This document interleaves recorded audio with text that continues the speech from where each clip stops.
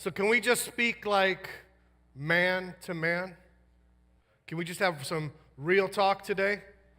I know we're going to do talking, but I want to have some real talk. See, so what I realize is that every one of us, you, me, every one of us has this desire to be a superhero.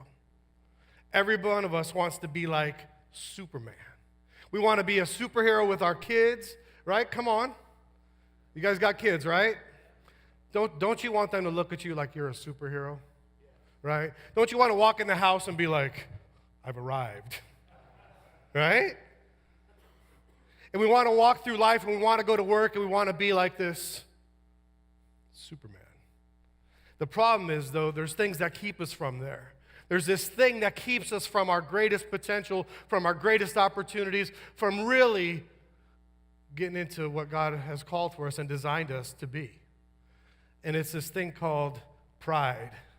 And it's the kryptonite of pride that keeps us from getting to where we're supposed to go. Roger was just talking about how we're supposed to go out and share the gospel and tell people who Jesus is and what he's done in our lives. But the things that keep us from there is the fact that we're afraid what somebody might think when I open my mouth and share who Jesus is.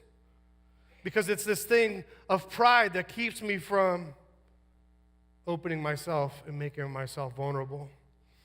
And what I have found that it's when we do things like,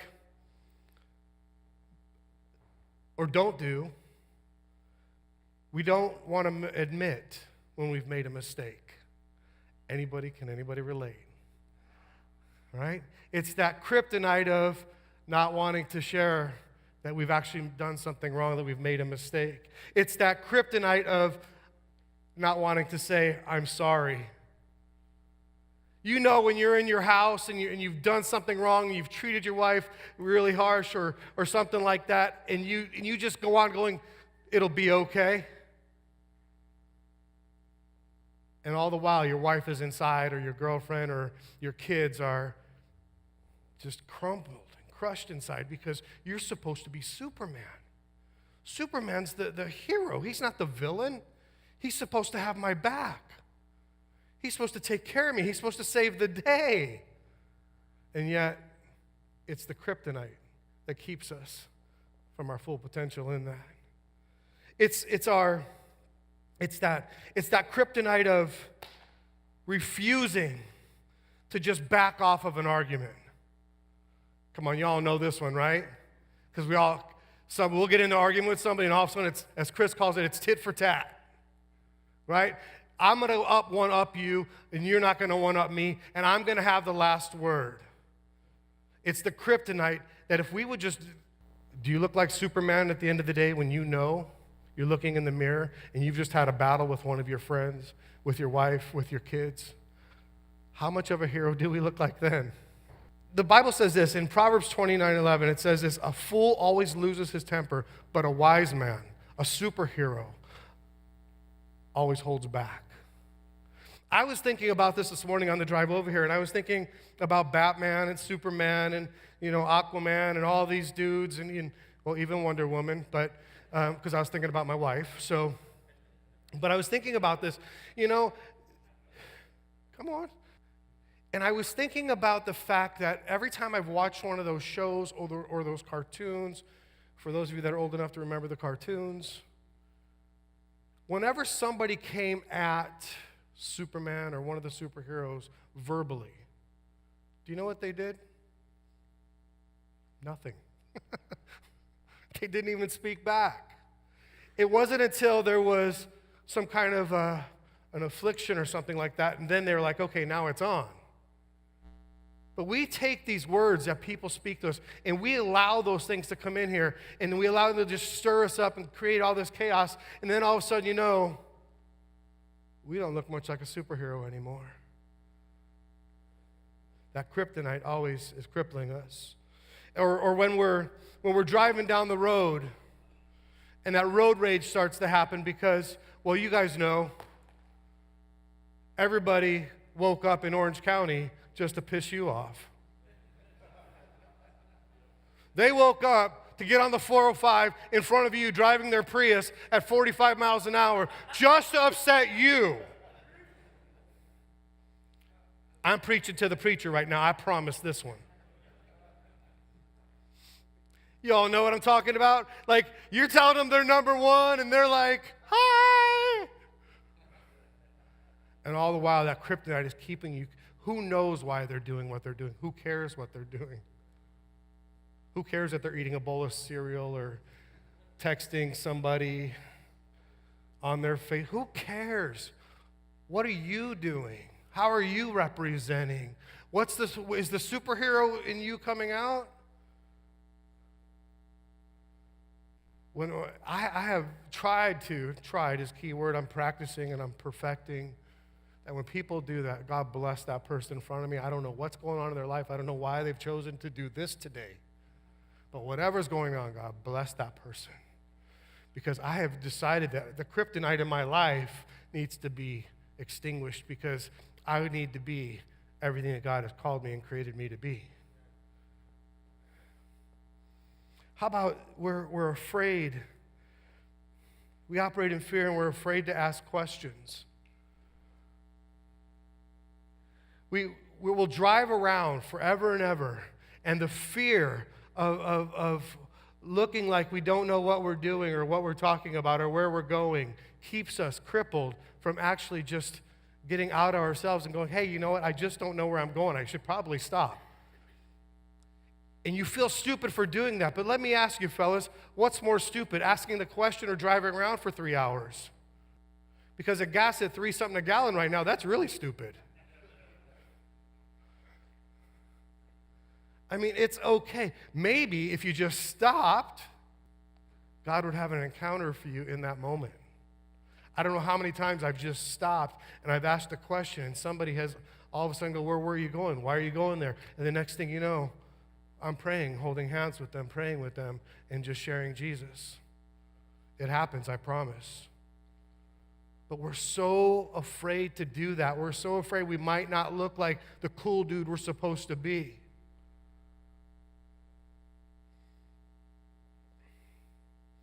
We're afraid sometimes to just say, I don't know.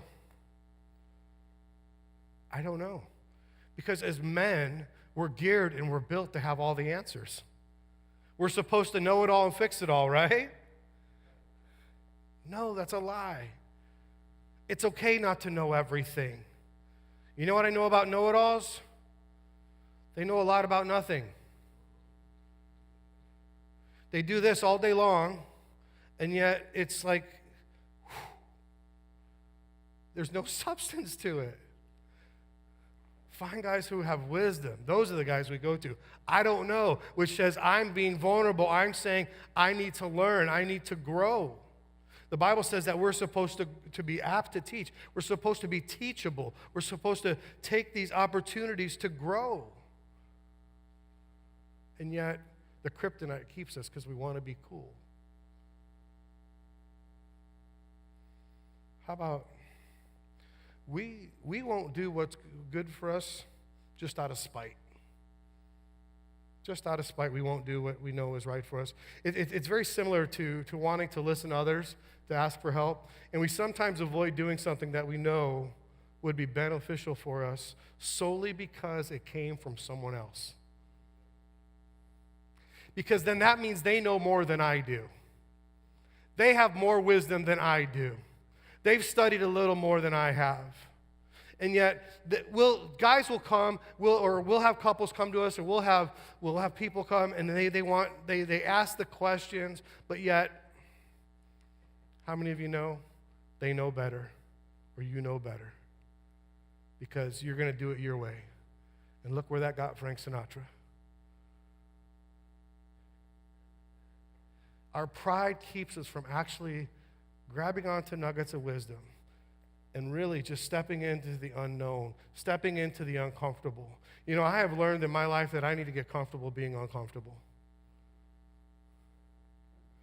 I enjoy being uncomfortable. I don't enjoy it in the minute, in the heat of it, but when I recognize that it's uncomfortable and that it's a growing and a teaching moment, I'm like, okay, wait a minute, what am I supposed to learn here? Why am I in this situation? Why? What? But if we're so prideful, we're like, yeah, who cares? I'm going to do it my way anyway because I'm so smart. I find that when the kryptonite comes out because we're so easily offended, somebody will say something on Facebook and all of a sudden we're all up, yeah. I mean, that is the crazy, like Facebook is the law or something. It's like, because if it's on Facebook, it's got to be true. And if it's on Instagram, well, there's a picture, so it's really got to be real.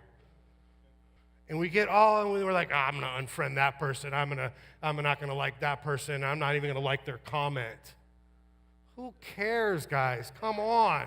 Are we that silly and that stupid that we can't be just like, okay, well, that's their opinion. That's their issue. Let it be. God bless them. Help them. Give them wisdom. Show them, right? But it's weird how inside of us, the kryptonite grabs a hold and it takes us and it says, you can do better by being like this.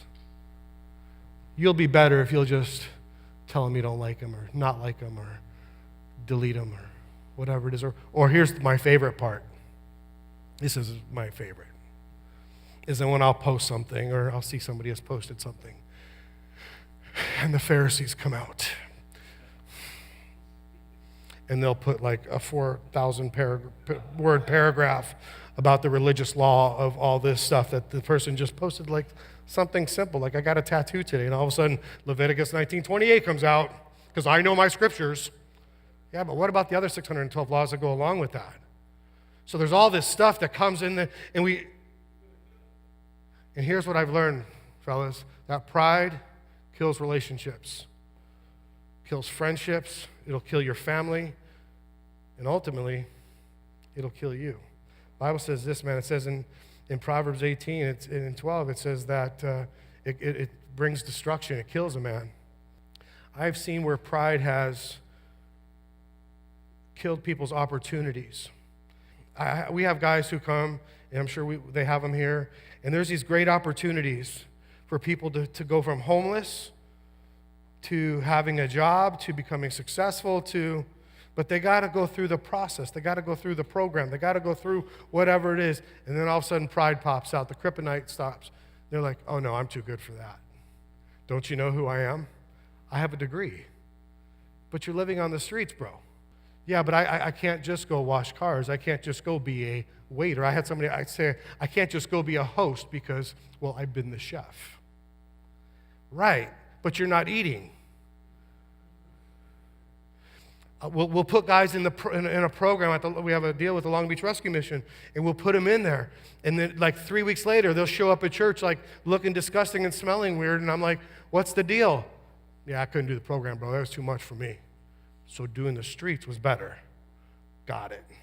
So what do I do to get rid of the kryptonite?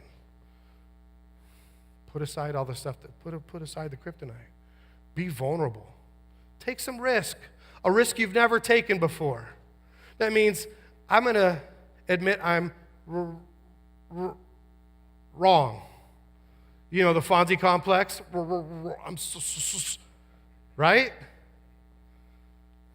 Admit when you've made a mistake. Say, I'm sorry. That's where the real superhero comes out in your family. My son, the other day, I'm discipling my son right now, and I'm like, he was telling me, he's like, Dad, you don't really know how I feel about this. And I just bypassed onto that because I wanted to get to another part of our discipleship. And in the middle of the night, the Lord woke me up and he says, Tommy, you didn't listen like I listened to you. I was like, wow. So I went back to my son yesterday and I said, hey, Chandler. He starts talking. He's not thinking about it. I said, you know, yesterday when we were on the phone, you were really wanting to share your heart with me. And I was so in overdrive that I didn't take the time to listen. And I really want to know your heart. I really want to know who you are. I really want to know the deep inside of you. And I'm sorry that I did that. His comment, wow, Dad, that was really humble of you. You got to know, dude, like I stood up like, yeah. I felt like a champ. I felt like I was on top of the world. Why? Because my son was experiencing the humility that I had taken, and I was just like, okay, cool. And now my respect level with him is like up here because he's saying dad was vulnerable enough to say, he's sorry.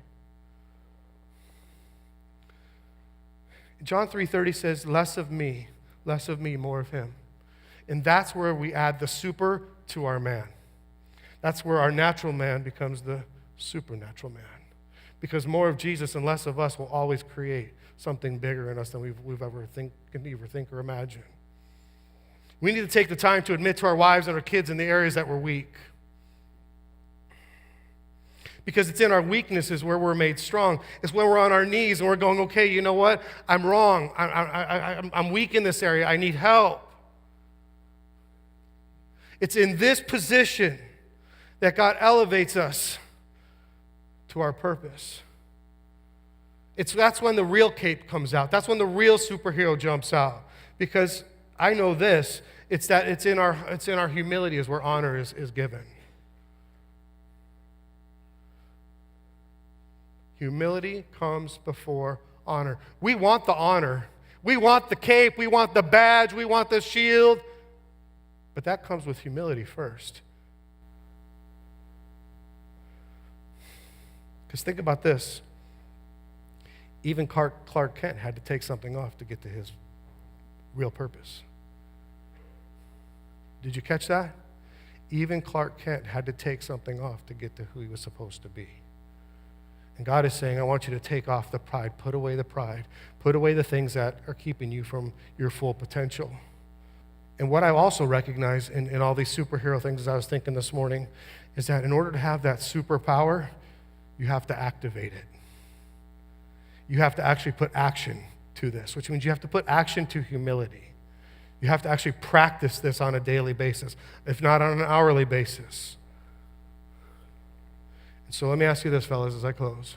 What areas of kryptonite have you allowed to keep you from being the Superman that God has designed you to be? What areas of your pride have you allowed to surround you and keep you from all that God has for you? Because your relationships could be up here, but you live down here. And my final question is this. What are you willing to do with whatever that thought was right there? Because you know what's keeping you. Now what are you willing to do?